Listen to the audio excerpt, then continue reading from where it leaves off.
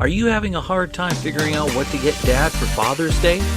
Shop now at sportshistorynetwork.com/row1 and save 15% off your order when you check out Row 1 Brand's Vintage Sports Pictorium Gallery. They have America's best sports art.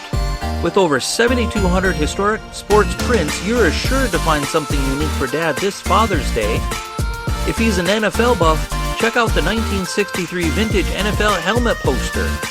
Shop now at sportshistorynetwork.com/row1.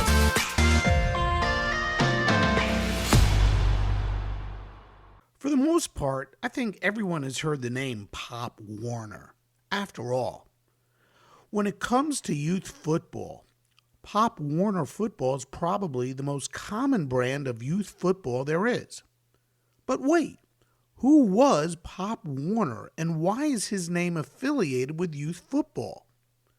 Well, surprisingly, he really didn't do a lot as far as contributing to the youth game. But as far as coaching football on the college level is concerned, and the innovations he brought to the game are concerned, that's where Pop Warner's legend lives. And what a career it was. Next, on Sports Forgotten Heroes, we're going to talk about the relatively unknown career of Pop Warner. This is Sports Forgotten Heroes, a tribute to the stars who shaped the games we love to watch and the games we love to play. Stars who provided us with many thrills, but when their time was up, they faded away. We'll take a look back at their spectacular careers, their moments of fame, even if it was just for one season or just one game. And now, here's your host, Warren Rogan. Hello and welcome to Sports Forgotten Heroes, episode number 90, Pop Warner. Really excited to bring today's show to you because, well, I, for one, have always been intrigued by the name Pop Warner. I've always wondered why his name is so attached to youth football, and I've never seen highlights of him on a football field. I know so little about him and what his actual contributions to the game of football were. Well, on today's show, I'm going to discuss the career of Pop Warner with a terrific author, Jeffrey Miller, who a few years ago wrote a definitive history about Pop called Pop Warner, A Life on the Gridiron. And that's exactly what Pop's life was all about. He was so enamored with the game, the term eat, live, breathe the game might as well have been coined in regards to Pop's life and football. He was so consumed by the game that in the middle of the round of golf, he might have stopped playing because a new formation, a new play, a new innovation might have just popped into his mind and he had to stop what he was doing to jot it down. Could have been in a movie theater and something might have popped in his head and he'd walk out. Of course, they didn't have movie theaters back then like they do today, but the point is, he was always thinking about football. Pop brought so much to the sport during its formative years that it's hard to believe he is not better known.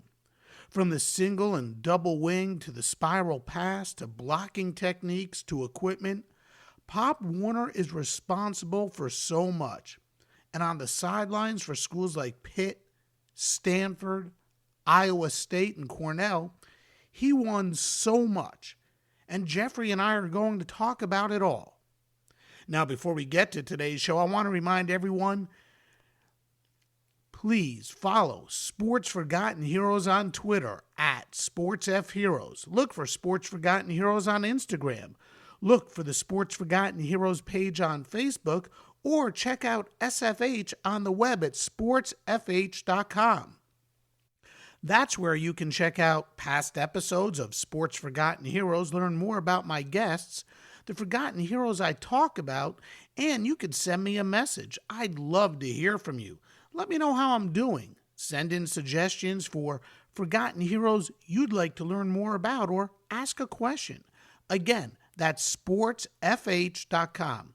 Also, if you are listening on Apple Podcasts, please give me a 5-star review. And as always, thanks for your support and thanks for listening. Okay, Pop Warner. Who was he and what contributions to the game of football did he make, and why is his name attached to youth football all over the country? Let's find out with today's guest, Jeffrey Miller.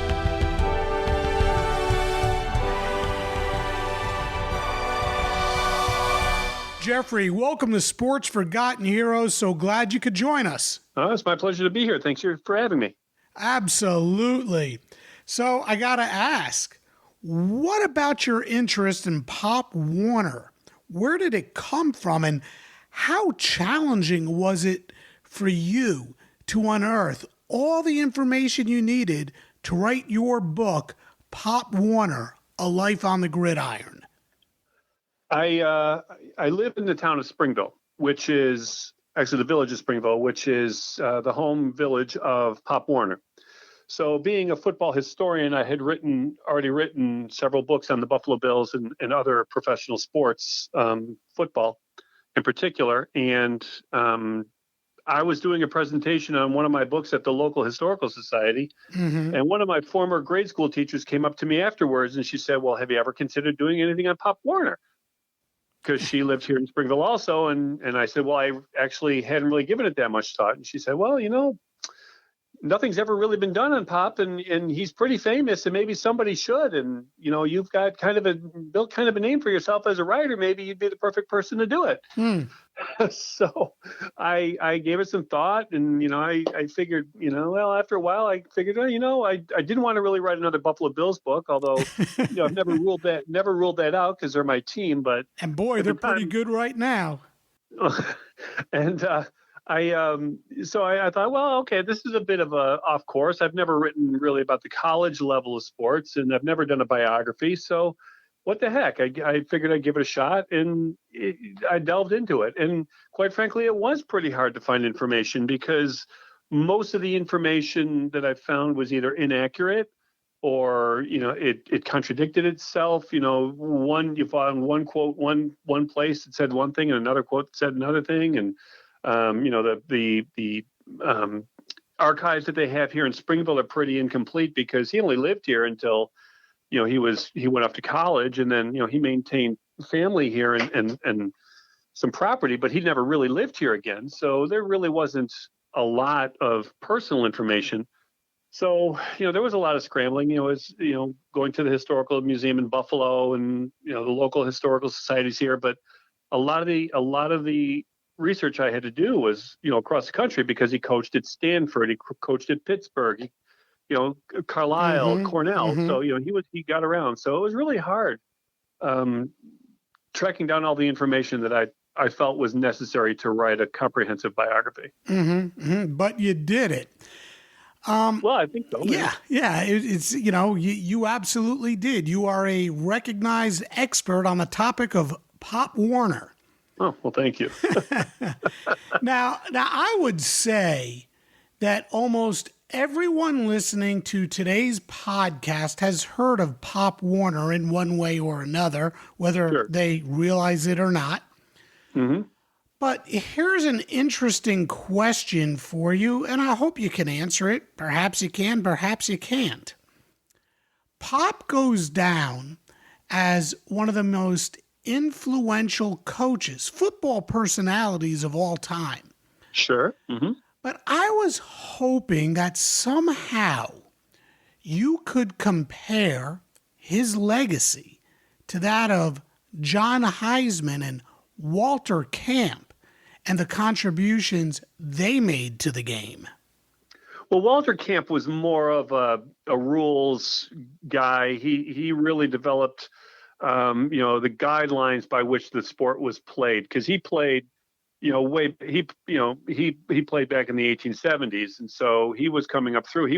His career was already over by the time he became famous, as the person who wrote the first rules on the game and developed, the length of the gridiron and mm-hmm. those types of things. Mm-hmm. So really, he wasn't really known as a tactician or a strategist, in the way, a modern coach would be known.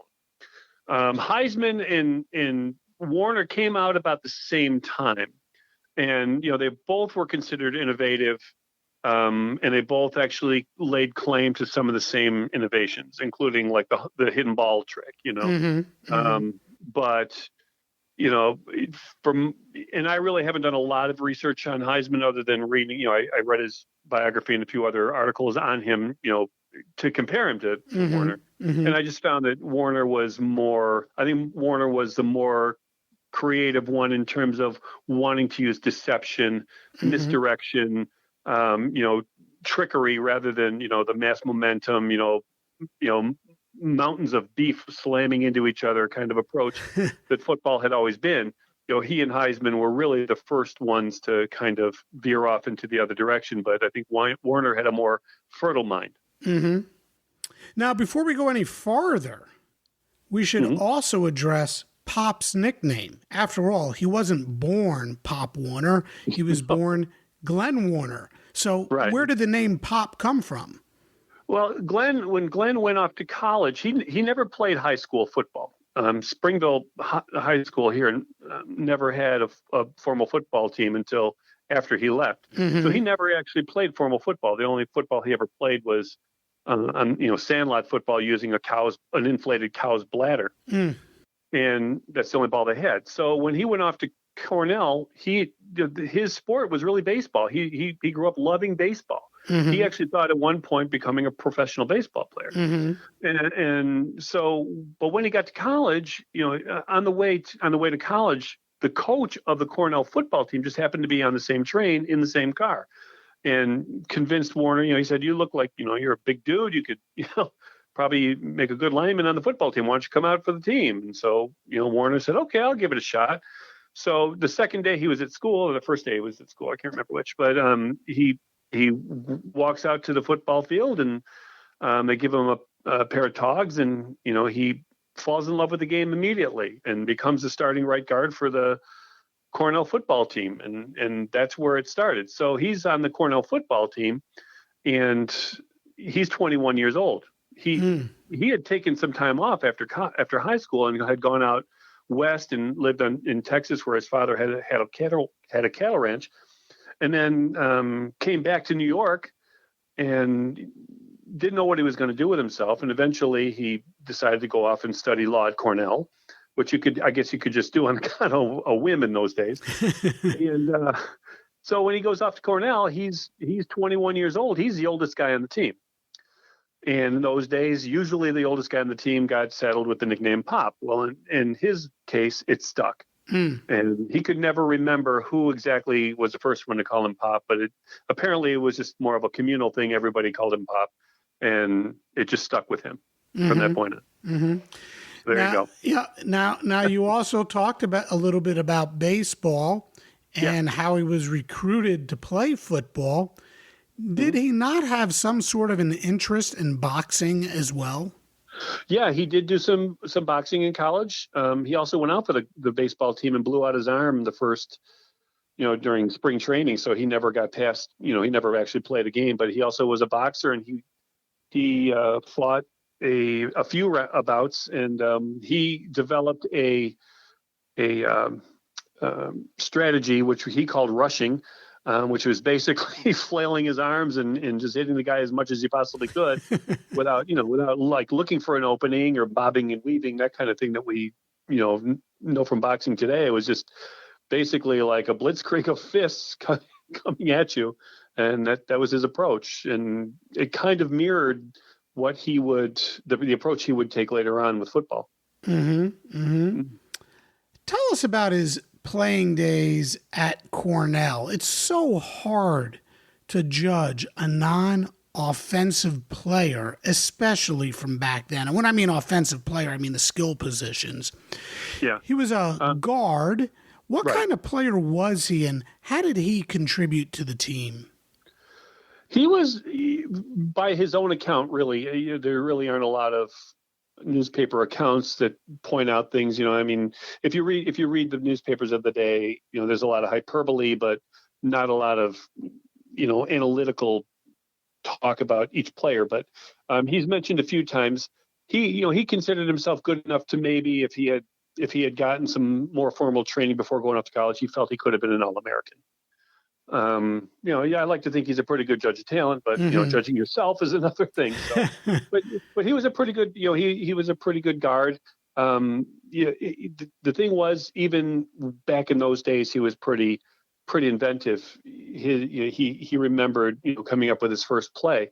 He was left in charge of the team when the team captain went off to coach somewhere else, or he was gone for a couple of weeks, and Coach Warner came up, or Captain Warner came up with a play in which he would use deception rather than mass momentum, and it was a play which actually he was featured. The quarterback took the snap, and everybody went in one direction except for him, who was playing guard. And then when everybody went the other way, he turned and he was handed the ball and ran in the other direction. And he realized at that point that deception works. And, if you just have the right people to use this type of strategy, you can dominate rather than using muscle and brawn, using speed and agility and deception. You're going to win. Okay. So he got the knack for football and some clever play calling pretty early on. Correct. Now, of course, organized football was years away. We're talking about the late 1800s and early 1900s when Warner was involved in the game. So what was the game like when he played? And I'm talking about college ball. Well, I think it was more organized than most people think, because the coaches that were hired were paid, and they were put on staff, and they had assistant coaches who were usually a student on the or a captain of the team was the assistant, whatever. But they came up with plays, and they had camps, and they had organized teams, and they traveled, and they kept records, and they kept score, and it wasn't what it is today. Players played 60 minutes or however long the game was at the time, and they substitution rules were different and all that, but it was pretty organized. It was pretty well formalized by the time Warner became a coach at the University of Georgia in 1896. It was pretty well organized. And by the time he got to Cornell as a coach, because he played at Cornell and then he went back to Cornell later as a coach, it was guys like him and Heisman and a few others that were coming up that were organizing the sport and making, and Walter Camp, of course, formalizing the rules. They were still evolving by the turn of the century, but a lot of this stuff was in place. Yeah, football was like you said, especially on the college level, so much more organized than it was in any way, shape, or form for what was considered back then professional football. Again, the NFL was so many years away. Right. Back to Cornell, when he left, again, there was no professional football to go to, so he opted for coaching the game. Why? Why pursue a career in coaching as opposed to law, which is, as you said, what he went to school for? Right, and he did pursue a career, as a lawyer, and during the off season, most of the year, for the first few years, he was a lawyer when he wasn't coaching football. But there was something about the sport that just grabbed him. It's like you and me as a fan. There's something about it. We analyze the game going up to the day of the game. We watch the game, then we analyze it afterwards. There was something about the game that just intrigued him and fascinated him, and he felt that he had these ideas and he wanted to see them come to fruition on the playing field. He just loved the strategy. He loved to compete and see his ideas succeed, whether that was a deception play or some kind of trick play that was a way of skirting the rules. He loved finding out what the new rules were and just figuring out how to get around them. And that there were plays like the hidden ball trick, where there was no rule that said you couldn't hide the ball under a man's jersey. Well, so he decided to manipulate that, and he did to great success. and great publicity. So I think for Warner, it was just a matter of he loved playing it. He could no longer play it, so he was going to be involved in it some way, and coaching was the best way he could do it. And he became pretty successful. And quite frankly, Pop Warner liked money. So he realized I can get paid to do this as well. So that was pretty intriguing. So let's get into his coaching. His first big job was in Georgia. Right. How did he wind up with the Bulldogs? And didn't he coach two teams at once? How did that work? What was the arrangement? Well, he did coach two teams at once, and it really, he became a coach because somebody at Cornell had recommended it, and he kind of let the word out that he was interested in coaching, and somebody recommended him. Georgia contacted him, and so he ended up coaching at Georgia, and he ended up coaching, two places at the same time. And he did this, he did this multiple times. I mean, even when he was at Carlisle later on, he would go back to Cornell and help his brother coach, and his brother would come over to Carlisle and help him coach. So that became kind of a regular thing. It was not, that kind of thing was probably frowned upon, but the bottom line is that, he got away with it because he was successful. So, nobody was going to question a man who was successful at what he was doing. And, at Georgia, he was fairly successful his first year, but he was successful enough for them to want him back. But it was at Georgia when this is when football was really starting to take off, and he was more or less. I don't want to say he was the first because that's always up for debate, but he was one of the first ones to really bring the sport into the national limelight, like to really make a big deal out of it, because baseball was the sport. It was a national pastime. Football was still just considered a bunch of behemoths chasing each other around, slamming into each other in the mud, and so someone like Pop Warner comes along, and he's formalizing it, he's legitimizing it. And so when Iowa calls, he goes up to Iowa, he coaches up there, he comes back to Georgia, he's coaching there, he leaves his captain in charge up at Iowa, and it's it's working. And so he can get away with it. I really don't know any other way to put it, but it worked, and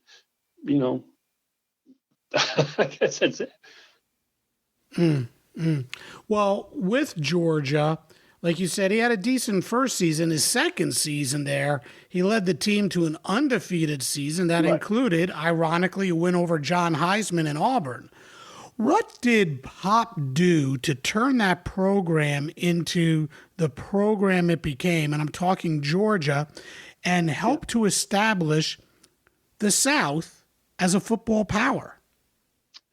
Well, again, it goes back to formalization and discipline, because when Warner went down there, he was more of a disciplinarian than they were used to. So he took this team of ragtag players and basically said, "Listen, if you're going to play for me, you're gonna be in shape. You're gonna follow the rules. You're going to get up in the morning and practice. There's none of this, coming in whenever you feel like it stuff. He cracked the whip, and again, it's fairly innovative because in those days it was fairly informal. And then for someone to come along and say, "No, you're going to go through training. You're going to learn the plays. You're going to follow the rules and be disciplined." It was a novel approach. And it was kind of like baseball. I mean, by the time the 1890s rolled around, baseball was fairly scientific. They were, they knew how to position players and, what skills were best suited for different positions on the field. That's the same kind of approach that Pop Warner took. He thought, if a guy's fast, he should probably be a back. You don't want your fastest guy on the offensive line because you can use him to run the football. These are the kinds of things that, people were starting to figure out about football as it became more scientific. And again, Pop Warner was cutting edge. Interesting. It's so funny to hear that and think that, probably a guy like Heisman thought that as well. Obviously Pop did, but that more people who were coaching at that time didn't see the game the same way. No, a lot of schools were still using, student managers as coaches, or the school dean would coach, or the disciplinarian would coach, or the philosophy professor would be the coach. A lot of these colleges were fielding teams, but it was more of they looked at it more of like an intramural type of deal. They weren't really looking at it as something formal until a lot of these schools started realizing, hey, we can sell tickets, we can make money. And then that money can be used to build stadiums, or, labs, or student unions, or some other facilities. So, when they started realizing, oh, there's money to be made, well, then it became even more formal. It just kind of grew from there. Mm-hmm. Now, earlier you said, and like most people, he liked money. Yeah. Is that why, after just 2 years in Georgia, he left? Why did he leave the Bulldogs? Oh, I think that's absolutely the reason. It was the reason he made all of his moves. Mm-hmm. He was always motivated by money, and I don't think that he would ever deny that. Mm-hmm. Mm-hmm. Even if you read his ghostwritten biographies, which I think, they were ghostwritten, but I think that he had some input in them. He would talk about the salary was better, Mm-hmm. or the opportunity was better. So, to constantly be the highest paid coach or whatever was very motivating to him. Mm-hmm. Just like it was to, when he was competing against Rockney or Amos Alonzo Stagg, it was always who's the highest paid coach now? Is it Heisman? Is it Stagg? Is it Rockney? Is it Warner? It was always like nowadays we still have competitions like who's the highest paid quarterback? Who's the highest paid pitcher? And that it was kind of the same thing. So yeah, Pop Warner was definitely motivated by money. Mm-hmm. So he coached at Georgia, Iowa State, and then Cornell. He coached at his alma mater. He bounced around a lot. Let's go down the list in order. Georgia, Iowa State, Cornell, Carlisle, Cornell, Carlisle, Pittsburgh, Stanford, Temple. When it was all said and done, he compiled a heck of a record. He had 319 wins, 106 losses, 32 ties. I think we've established that he chased the money. But my question is this. He went from Cornell to Carlisle, back to Cornell, back to Carlisle. So wouldn't those schools know that he is chasing the money? Why not just offer him a little more to stay? Well, I think you have to put it in the context of what was going on. So when he left Cornell the first time to go to Carlisle, he was going because he was being offered more money. But when he went back to Cornell, again, it was kind of the same thing. But when he left Cornell the second time, there was he was not leaving on really great terms. And he was looking also for, a better opportunity. Coaching at Carlisle was really, kind of where his fantasies were able to be realized, I guess. Because when he went back there the second time, it was about the time where, you start seeing the development of the single wing. And it was the players at Carlisle that he envisioned best, putting that into practice. It sounds racist to say it now, but he viewed the Native American players at the Carlisle Indian School as being superior athletes, fast, agile, and they love to hoodwink the white man. They love to deceive the white man. So going to Carlisle the second time he was returning there, he was getting more money, but there was this desire to put the single wing into motion. He had conceived it while he was still at Cornell the second time, and then when he goes back to Carlisle, he's thinking, okay, I got these great players now that they can really do all this deception, and rather than Like we talked about earlier, mountains against mountains of men. We can use a single wing, which is, can strike at any time. The forward pass became legal, so he's going to a place where all these things can really go into fruition. So for him to go back to Carlisle was really, there was money, but there was more to it than that. Going back even further, though, I find it very interesting, and we touched upon this.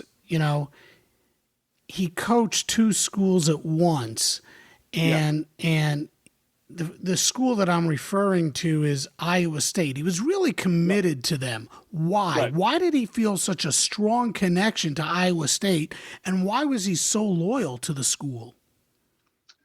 That I can't really say. There was very little writing, and if you looked at my book, you probably realize that there wasn't a lot on Iowa State.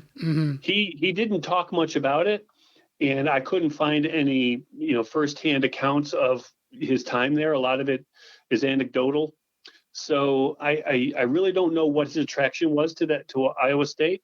But he went. He was there for a few years. And he continued to do it. I don't know if maybe he just figured, well, it's easy because I can go up there for a couple of weeks, put my system into place, and then I can head down to Georgia and I can do whatever else I want to do. That would be my only assumption. I can't really, he'd still get paid for being the head coach, so he probably figured it was easy money. That's all I can think of.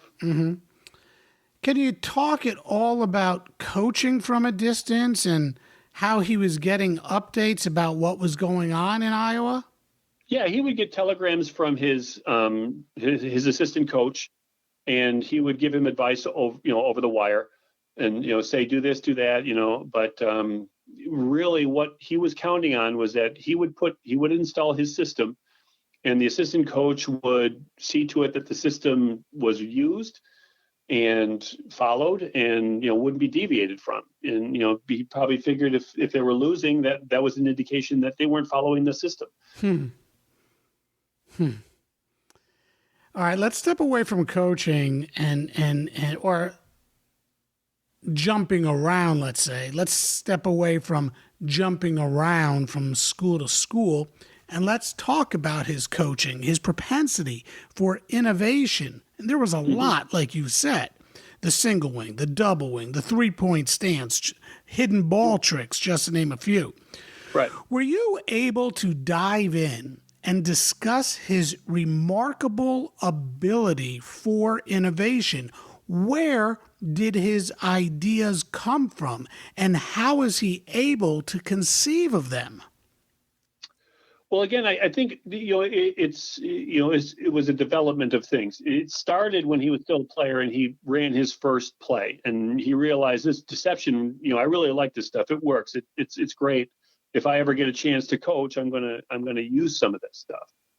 And over the years, as the rules changed, and you got to remember in 1905, Teddy Roosevelt, he demanded basically that the violence of the sport be tamed because he heard of 18 deaths in that season alone and numerous injuries, including his son being hurt at one point.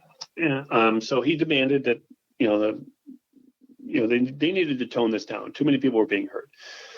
So the rules committee, the college football rules committee, they started tinkering with the rules, and they put into place things like the fourth down of, there were only 3 downs up until that point, and they put in the line of scrimmage so there was space between the linemen on opposite sides of the ball, and they also legalized the forward pass.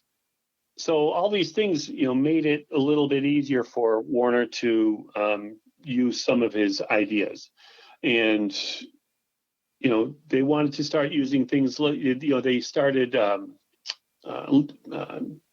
outlawing mass momentum plays. They didn't want people, 10 guys ramming into each other at full speed because concussions were happening, broken shoulders, whatever. Sure, it was a violent game. Right. So, being a master of deception, that's where Warner came up with the single wing. How do I trick the other team? How do I use my speed to my advantage? How do I find the openings in the defense? So, the single wing gave him that, and it's been called, trying to drive a buffalo herd through the eye of a needle. And that's kind of what it's all about. Even though, it took some elements of mass momentum because you had all the backs kind of going into one hole, but rather than like all the linemen and everybody going in as like a wedge or whatever, it was like as the defenders kind of had to now guess where the ball was going because it could go anywhere. And they couldn't, not just one of the, the holes in the line, but it could also be thrown. So things were opening up, and it allowed, for fake handoffs and spins and, reverses and, misdirections and all types of things that were going on. And Warner knew from playing back in, when he was back in college that, this kind of stuff can work. When he ran the ball the first time using his own play, he was a very large man. So, he ran out of gas by the time he got 20 yards down the field, he said, and he got caught from behind by a faster person.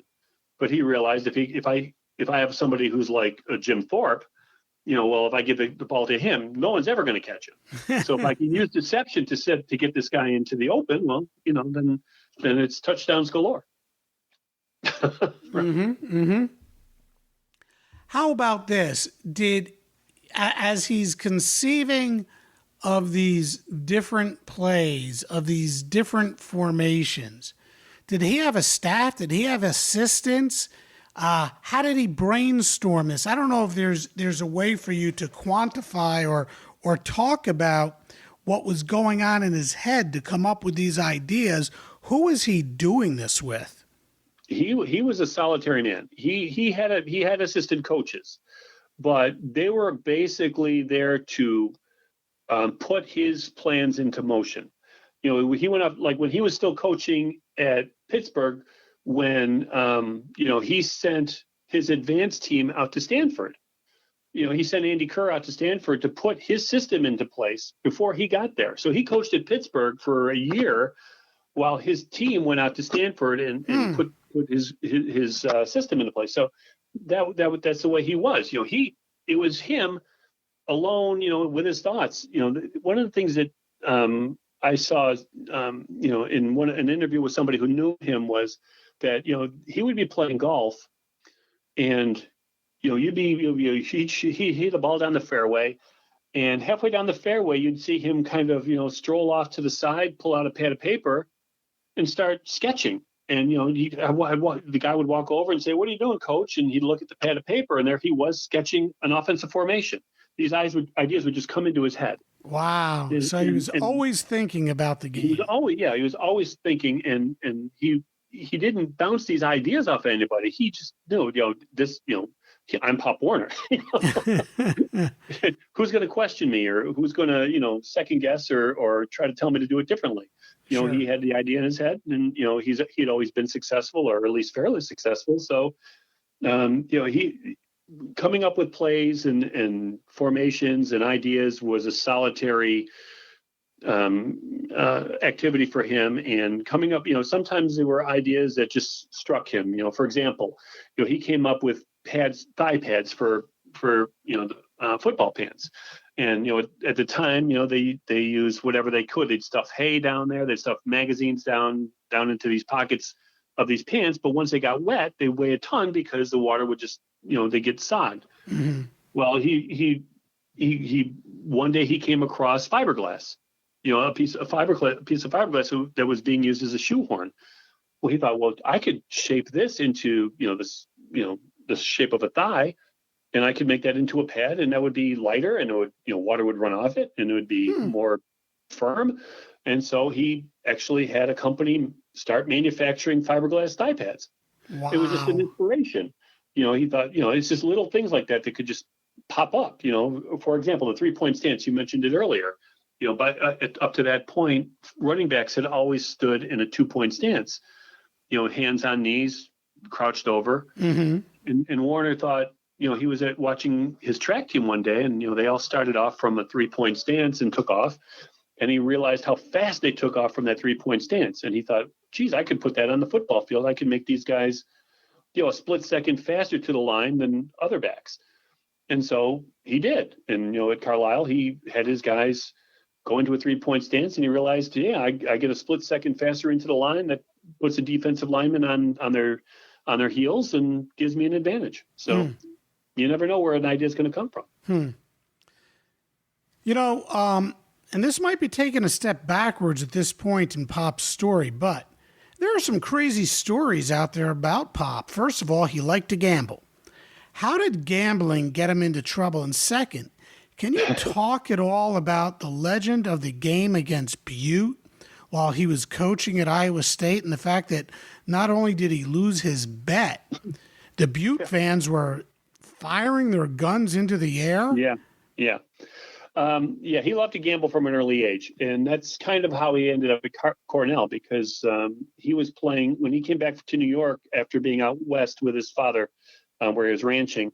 He started following the horse races, and the first time he went to the racetrack, he won, and he thought, this is easy money, and so he continued to gamble, and eventually he started losing.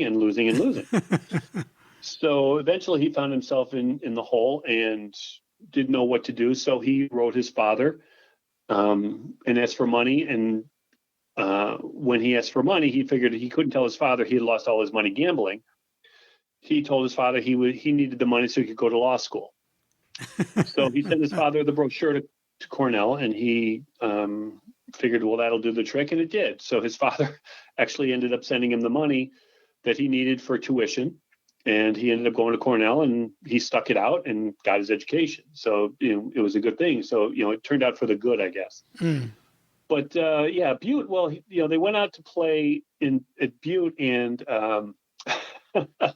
it's a very funny story because the people in Butte, I guess it was considered a relatively Western, somewhat uncivilized town where everybody carried 6-shooters on their sides. And when Warner's team, they put a bet on the game, and when they got to the point where Warner felt they were being cheated, he threatened to pull his team off the field, and the other team said, well, if you pull your team off the field, you're going to lose all your money.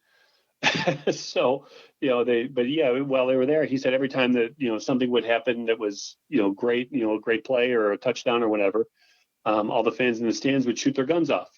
So it's pretty scary. Interesting. Yeah. It's funny stuff. All right, back to coaching. Yeah. Talk about his on-again and off-again career with Cornell. And again, he remained committed to Iowa State. But his second stint with Cornell, he led them to a 10-2 mark and total domination, outscoring the opposition 296-29, and yet he lost his job, or he resigned because of leadership issues. What happened? Well, he was being challenged by another person who wanted the job, and there was a lot of machinations going on behind the scenes where this other coach was, talking about Warner, about how he, the players don't like him, and he's a ruffian and all that stuff. So it was kind of, it came down to a vote of the players on the team. And I'd have to go back and look now, but, it came down to a point where, Warner, there was a lack of a vote of confidence, so to speak. So he figured, well, okay, I'm going to start looking for something else. And he already had Carlisle in mind. So it was really a soft landing for him. So he kind of knew where he was going anyway. But, he said that, he feels bad because the one place where he went to college and he coached twice is the one place where he does not have fond memories. But that's interesting. That's pretty sad because he had so much success there and really honed his craft, and basically became Pop Warner because of Cornell. So, Carlisle, tell us, if you can, a little bit about the Carlisle Indian Industrial School. Well, the Carlisle Indian Industrial School was started by a Civil War veteran named Richard Pratt, who got the idea that he could civilize the savage beasts, so to speak. You got to remember, in those days, in the 1870s, there was a very racist attitude towards Indians. In fact, some people were quoted as saying the only good Indian is a dead Indian. Oh boy! So the idea of educating and civilizing the Indian was really considered very progressive. And nowadays we think, oh my God, why would you do that? But in those days, they thought, well, we can save the man and kill the Indian, was kind of the way it was put. We can educate them, we can assimilate them into white man society. Of course, we would never think of anything like that, but in those days, it was a pretty progressive, pretty forward-thinking idea.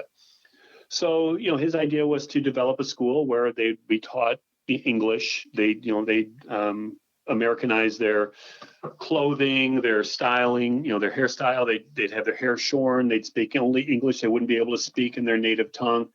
They'd learn a trade. They'd learn the classics. They'd get a classical education.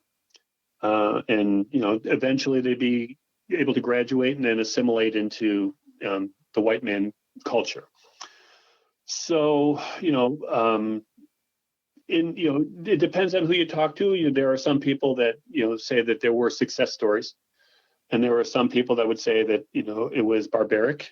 And I think that it's probably more the latter than the former. But I'm sure there were some success stories, because we do read about accounts of people who became lawyers or leaders of industry, or served in the war with great nobility. But there were also people who died there, and people who were received severe punishments for for any, whether it's insubordination or trying to run away, or something like that. So the Carlisle Indian School. Anyway, they took in Native Americans from tribes from Alaska to Mexico and anywhere in between. And so you had Cherokees and Apaches and Senecas, and in the case of Jim Thorpe, a second Fox. So they had pretty much representation from every nation, Indian nation in America going there, and thousands of kids went there, including some kids who were the offspring of great Indian chiefs. So they wanted their kids to assimilate, so to speak. And again, I use the word loosely, because that's the word they used in those days. And I don't want to sound offensive, but that's the word. That's the terminology they used. Right, and they probably enjoyed putting a licking on the white man when they had the opportunity. Right. When they started playing football, that was their chance to beat the white man at his own game, because football was invented by white men, and collegiate men, even worse.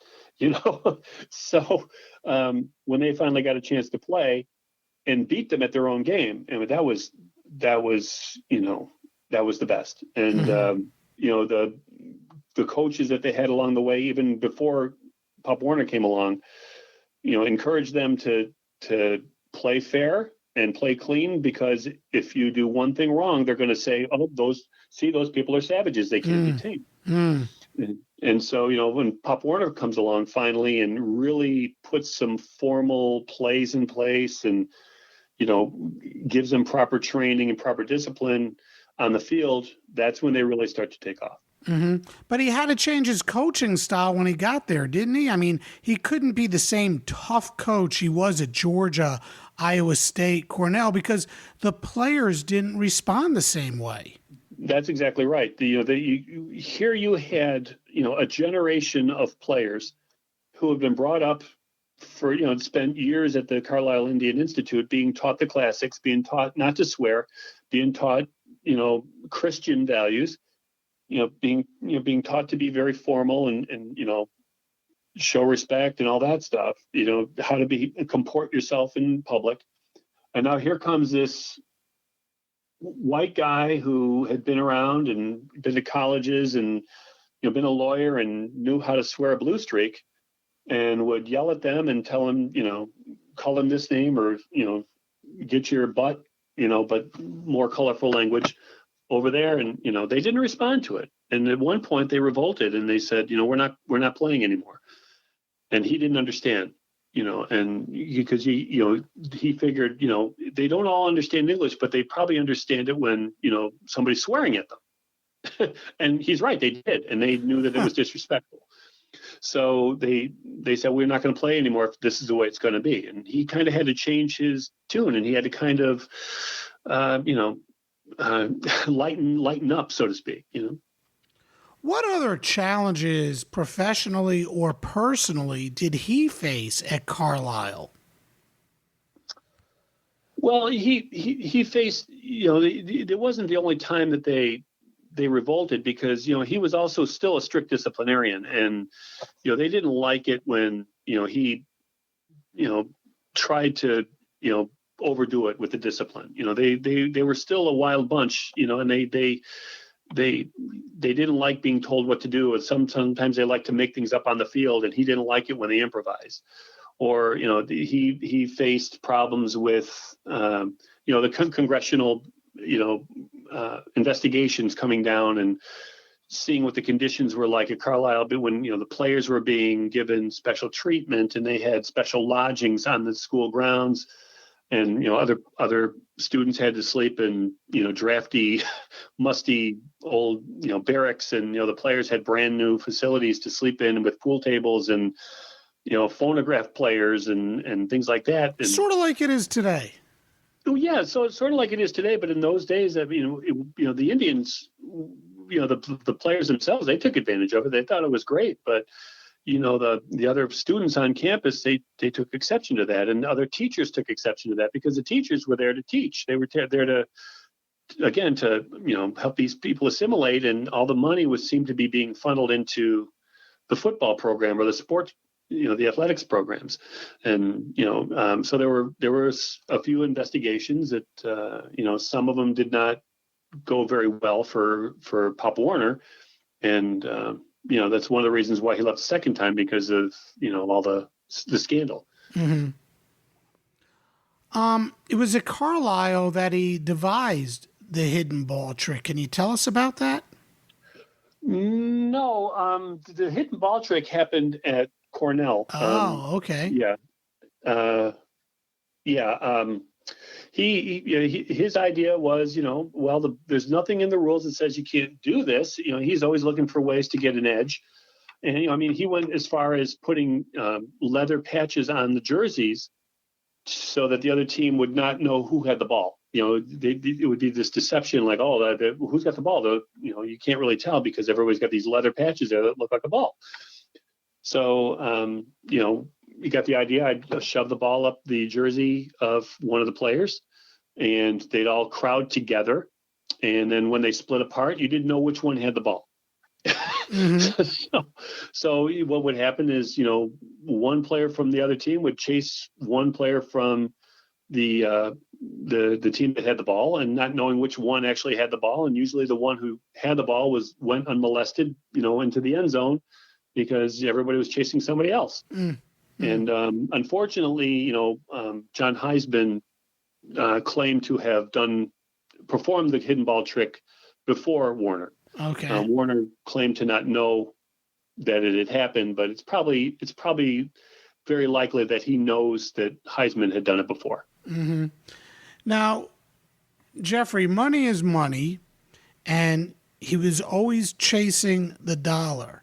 But yeah. I would imagine, even if somebody offered you significantly more money, if you didn't like the place, you still wouldn't go there. So what was it about Carlisle that he liked so much? Because after his first go with Carlisle, that ended after the 1903 season. He went back to Cornell for another 3 years, and then he went back to Carlisle for 8 more seasons. So there had to be something there he liked.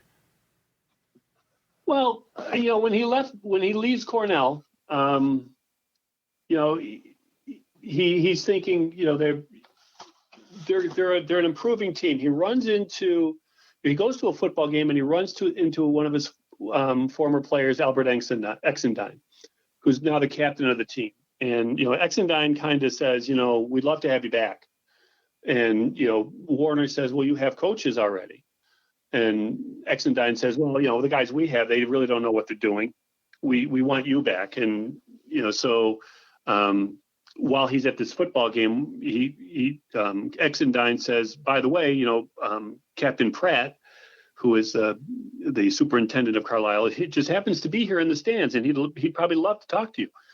And so it just so happens he goes up and talks to him. But the thing is, that during that time, he had already been visiting Carlisle about, talking to the players about plays and helping them with coaching and all that stuff, and was already thinking about the single wing.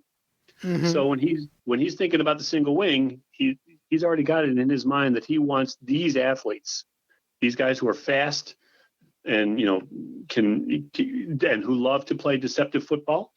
And so when the opportunity arises, he jumps at it. Mm-hmm. And he goes back to Carlisle. So yeah, I mean, it was a combination of things. He was ready to leave Cornell because there were some things going on behind the scenes, and he wanted to coach where he had these athletes, and the offer was there. So I mean, it was just a confluence of events that brought him back to Carlisle. Mm-hmm. And his second go-around with Carlisle is where many of his innovations came about: the body block technique, single and double wing, throwing the ball with a spiral. How did the team perform on the field during Pop's second stint there? They were darn good, weren't they? They were good, but the thing is that every year they'd always come up with one loss, and they would always be one loss away from a perfect season. And he would talk about that, about how they'd always get to a certain point in the season where, whether it was cockiness or a feeling of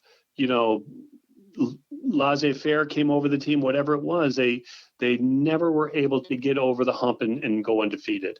And there were no national champions, really official national champions at that time, but they probably would have won one or two. But they took pride in beating the teams from Columbia and Harvard, and that was more important to them than anything. Beating the Harvard boys was a life affirming moment for these players. Beating those white stuffy arrogant sweater wearing I could only imagine guys from Harvard was really a defining moment in their lives. Mm-hmm. What about Jim Thorpe? Tell us about his relationship with Jim Thorpe. Well, it's complicated. When he came back to Carlisle the second time, Jim Thorpe was still very young and very small. He only weighed about 130 pounds at the time. And he was actually one of the star track men. And Warner didn't want, Thorpe wanted to go out for the football team, but Warner didn't want him to because he thought he was too small and he would get hurt. But, Thorpe insisted. So Warner gave him a football and said, "Okay, here you go. Run through the players." So he hands him the ball, and there goes Thorpe. He runs through 11 guys, scores a touchdown, and runs back and said, "No one's gonna tackle Jim." And he said, "Okay, do it again." So second time he does it again, comes back, he says, "No one's gonna tackle Jim." And he realizes, well, this kid can play. Now he doesn't start right off the bat. He's still very, very young and very, very light, but midway through his first season, he's becoming a really good football player and eventually starts playing. And Jim Thorpe, of course, becomes the greatest athlete of the first half of the century. But he played every sport. He was just a magnificent athlete. And he was tough. He was tough. He might have been small. He was tough, and he let you know it. Oh yeah, he was a chiseled person. I mean, everything he did was physical. He'd walk 20 miles without thinking about it, and but he was a track man. There's a story where they went to a track meet. The Carlisle track team went to a beat, and they showed up. It was just Thorpe and one other person. And the coach from the other team comes over and says to Warner, "Where's your team?" And he said, "This is my team." And Thorpe finished first or second in like all 6 events that he was in, something like that. So he was just an amazing athlete. And then of course he was the star of the baseball team, and he also played ice hockey, and he was also a ballroom dancer. So he was one of those guys that in high school we all hated because he could do anything. Yeah. Well, he could do anything. He could do anything like by a mile. So he was just an amazing athlete. But the thing is, over the course of time, it became a thorny situation because, he tended to not really like Warner's style. Warner was he was a taskmaster, and Thorpe was a free spirit. Everything he did came natural. And Warner needed people to be disciplined, to follow the rules, to do things the way he wanted them done. And Thorpe wasn't like that. And, he left the school at one point. And, he's gone for a couple of years before he came back again. But, really, if it wasn't for Warner, Thorpe never would have attained the heights that he did as an athlete because, he gave him the training and the coaching and the exposure, the national exposure that he needed. So Warner was at Carlisle the second time around for 8 years. Yeah. Again, we talk about him leaving for other opportunities, mostly because money was better at other places each time he left. Sure. But what role, and I don't know if you can speak to this at all, but what role, albeit indirectly, did perhaps the federal government play in Pop leaving Carlisle that second time? Well, there was another investigation, and it was found that they felt that some of the money had been misappropriated. Again, it was being used for the wrong reasons. It was being used for the athletes rather than for the good of the school. A lot of the players were leaving because they didn't like Pop's style. So, even though a lot of players swore allegiance to him, there were a lot of players that just didn't like him and were leaving. And by the time, Thorpe leaves after 1912, it's the team starts going downhill from there. So, his last 2 or 3 years were really unsuccessful. So, but by that time, it was time for him to move on. And he was getting a pretty good offer from Pittsburgh. Yeah. And so I can't remember what his record was in the last year at Carlisle, but I think he only won a couple games, which was very uncharacteristic. So when Pittsburgh comes calling, again, it's a soft landing with more money, and so he jumps at it. And wow, what a career at Pitt. I mean, at Pitt, not Pip. What a career at Pitt. I mean, right. A few national championships, a 29-game winning streak, total, and I mean total domination at certain points. Right. Talk about his career with the Panthers and some of the highlights he had with Pitt.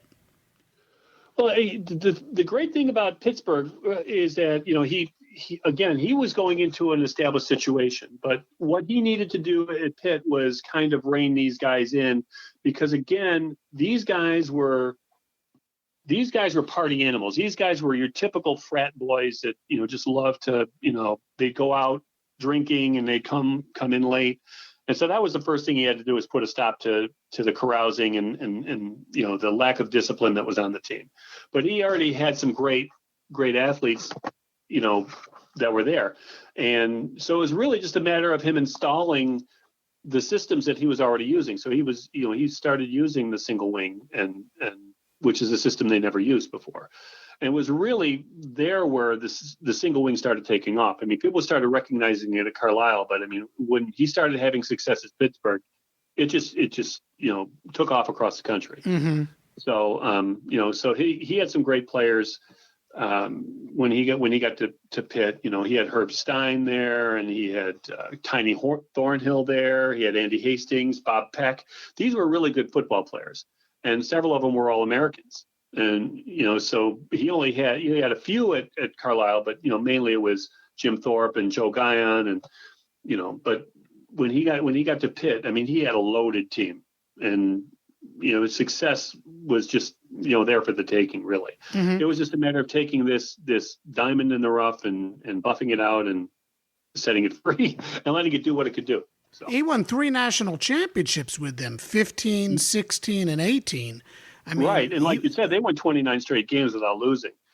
So, obviously, while he's at Pitt, he's making a huge name for himself. You got to remember, also during this time, he's putting on coaching clinics with Newt Rockne.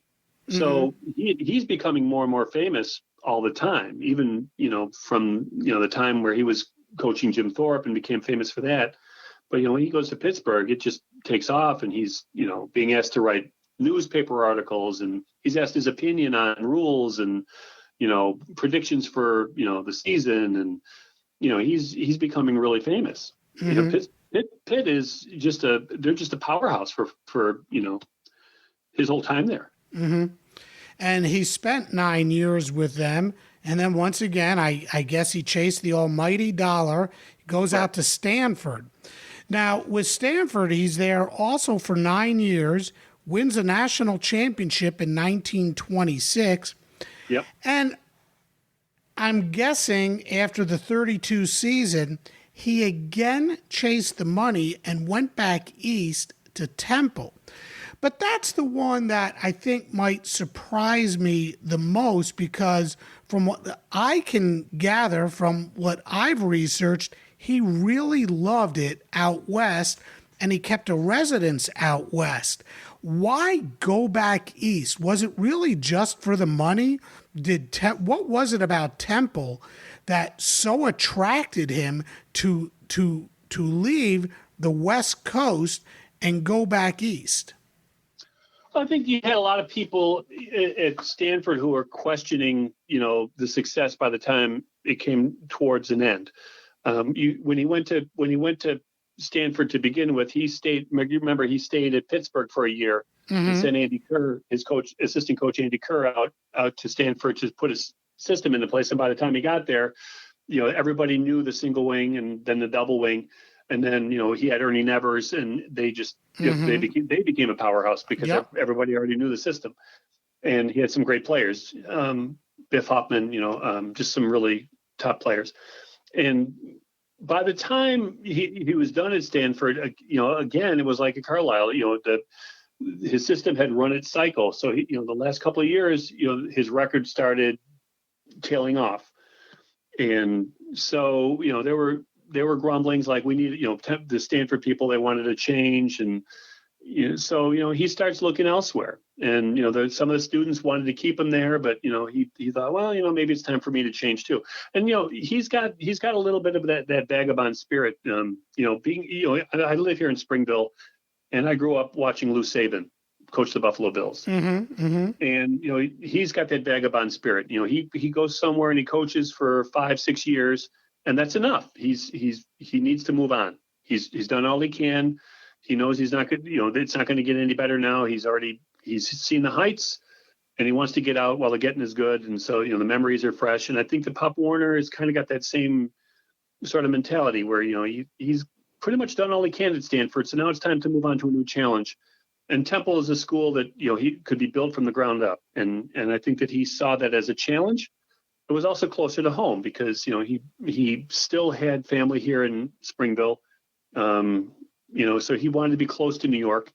I think that he always planned on having property here in New York, although that didn't really work out that way. But I think that was always something that he wanted to do. I think he's felt a loyalty to Springville in Western New York.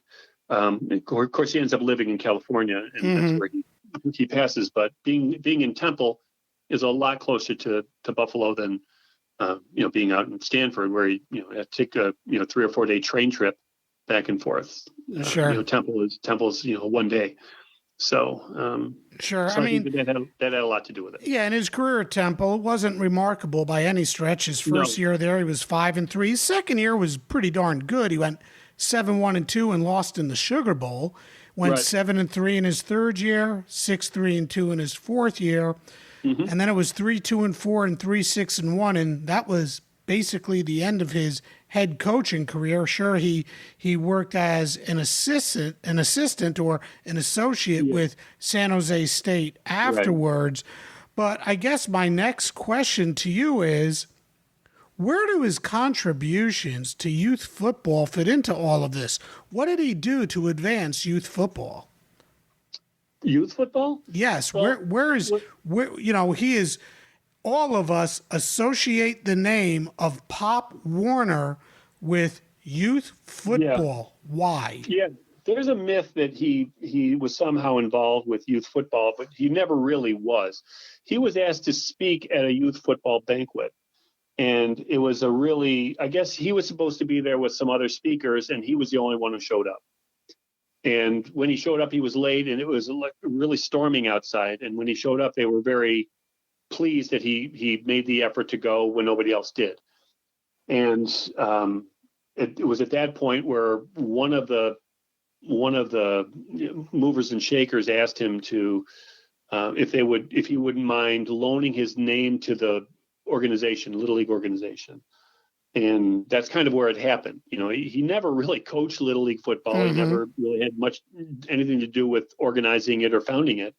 He just lent his name to it, but he did believe in it. I mean, I think that there are some quotes of him about, how you form the mind of a child, to compete at an early age, and, Little League football is a way to do it. Maybe he didn't really say it, but, I think that, the fact that his name is still used today is pretty cool because it keeps his name in the limelight. Here, our high school football field is called Pop Warner Field. There's a Pop Warner Museum here, and Little League teams across the country are called Pop Warner Leagues. So it's pretty cool.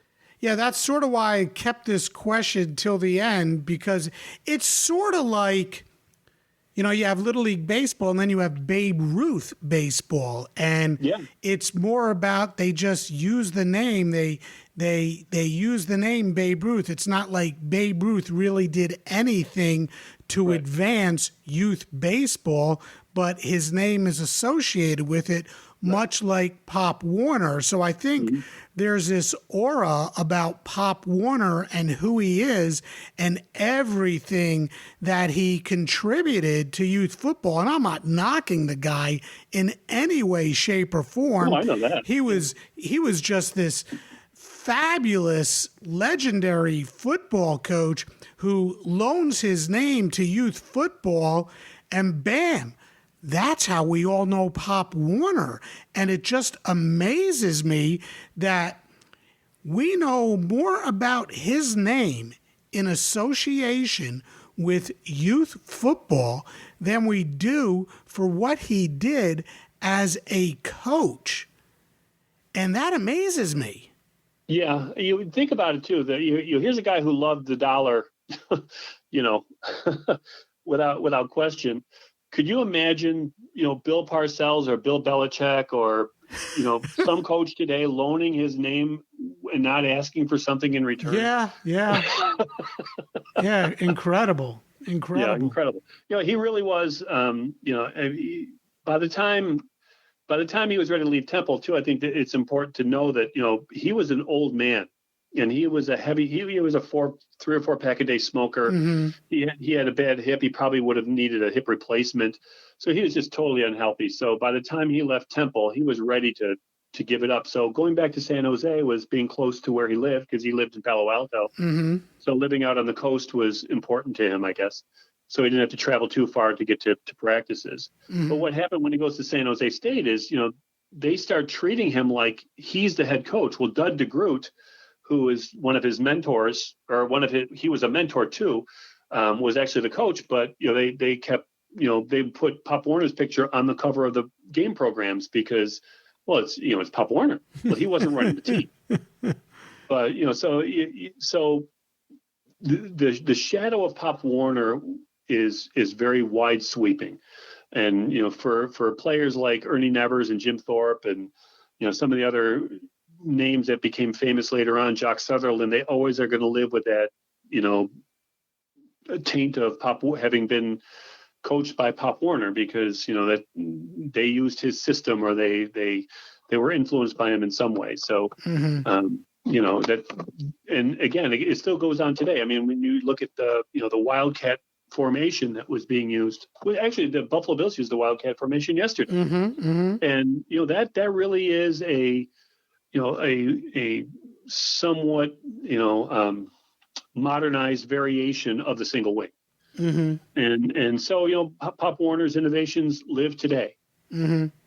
What was his, and I meant to ask you this earlier, he didn't have children, but he was married. What was his personal life like? That's another thing that I cannot really answer. He, in his writings, I only found two mentions of his wife. Her name was Tibb, Tibb. I only found two mentions of her from him directly, or again, they're ghostwritten biographies. But I imagine he had some input if they mentioned his wife. But he didn't really talk about it. The only thing basically, it sounds to me like she was a dutiful housewife. That was traditional at the time, and she was content to stay in the background. The one thing he wrote about her was that she would bake cookies for the players when they would come over. The Stanford players would come over, and she'd make them cookies. That's about it. There's a couple pictures of her in that I found that I was able to use in the book. But it's really hard to find any information on her. I do have some background information on her because of genealogy studies here. But really, there's no mention of her in local papers about any, until he dies, they mention her. And then when she dies, basically she was the wife of Pop Warner. There's no indication as to what her personality was like, what she what she thought, or whether she even cared about football or anything. I always find it sad, and the people back then probably didn't, but I always find it sad when you get a guy like a Pop Warner, or I'm a big golf fan, a guy like Ben Hogan, people like that, these legendary figures in our history who never had any offspring to carry on their legacy. And he was one of them, and maybe it just didn't matter. And I guess for Tibb, her kids were the football players.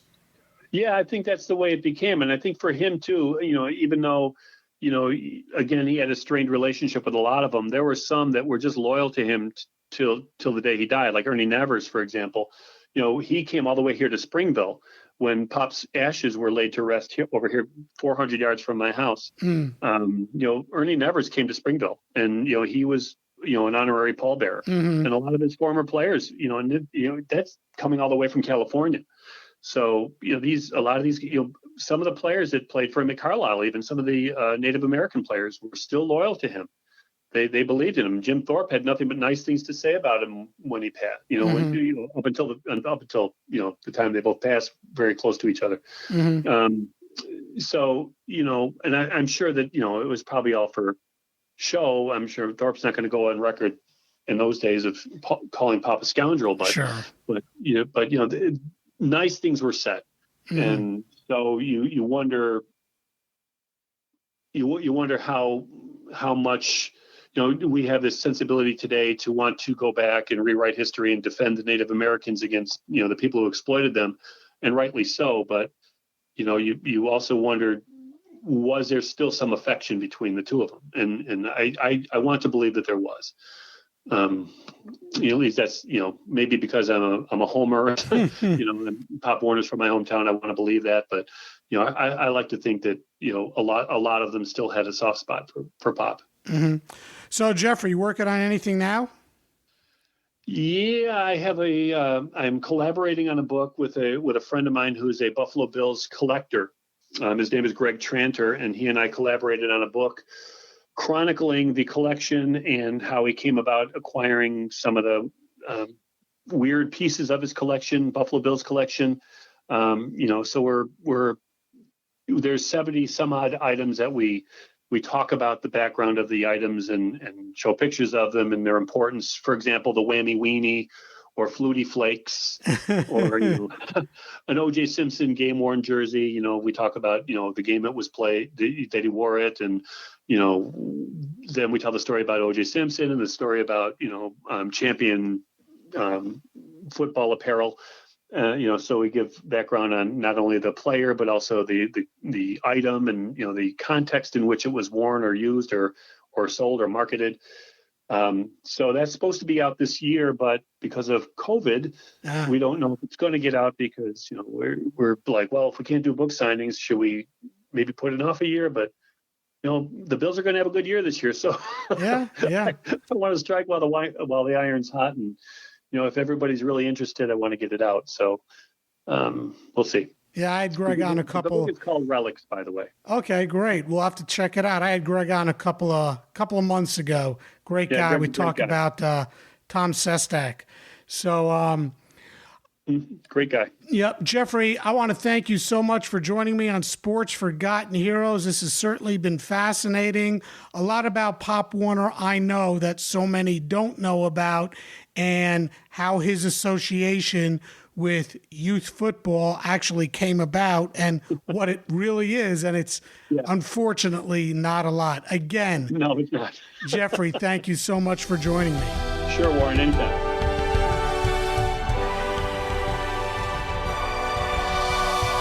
Pop Warner enjoyed a magnificent career. He coached 7 different schools: Georgia, Iowa State, Cornell, the Carlisle Indian Industrial School, Pitt, Stanford, and Temple. He was an associate coach with San Jose State at the end of his career.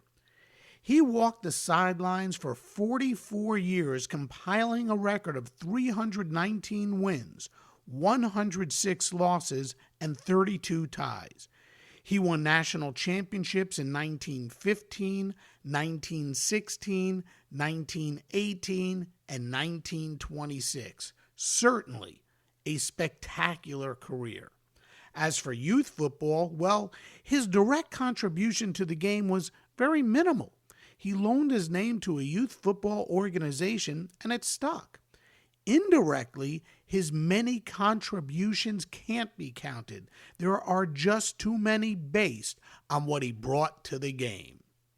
I'd like to thank Jeffrey Miller for joining me today. His book, Pop Warner, A Life on the Gridiron, is certainly a must-read for football fans everywhere. And thanks to all of you for listening, and I'll see you next time on Sports Forgotten Heroes. We here at the Sports History Network proudly partner with 26 podcasts, all revolving around the history of sports. But did you know that many of our hosts were sports history authors way before they started their shows? It's true. We've got Joe Ziemba, host of When Football Was Football, Joe Zagurski, host of Pro Football in the 1970s, Mark Morthier, host of Yesterday Sports, Tommy Phillips, host of Lombardi Memories, and Scott Adamson, co-host of From the 55-Yard Line. All these authors have many books for you to choose from. To check them out, go to our website at sportshistorynetwork.com/sportshistorybooks. Pick up your copy today. Soundtrack provided by Kevin MacLeod of filmmusic.io.